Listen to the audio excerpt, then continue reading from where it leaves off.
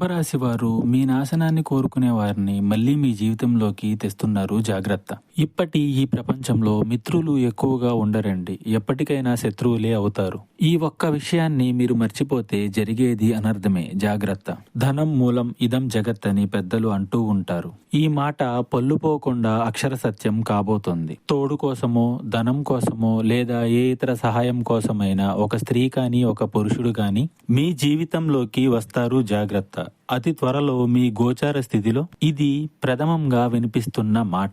మీరు ఏం చేయాలంటే, ఎవరు ఎలాంటి వారు అని తెలుసుకోవడానికి వారికే కాస్త సమయం ఇవ్వండి. ఎవరు ఏదైనా ఒక పని చెప్పినా లేదా ఏదైనా సహాయం అడిగినా వాయిదా వేయండి. కాలం ప్రతిదానికి సమాధానం చెప్తుంది. శత్రువులను గుర్తించడంలో కూడా మీకు సహాయపడుతుంది. మీరు ఇవ్వాల్సింది వారికి సమయం. ఓర్పు సహనంతో వ్యవహరించండి. ఇంకా మీకు ఇతరత్రా ఎటువంటి సమస్యలు సందేహాలు ఉన్నా ఒకసారి గురువు గారిని సంప్రదించండి.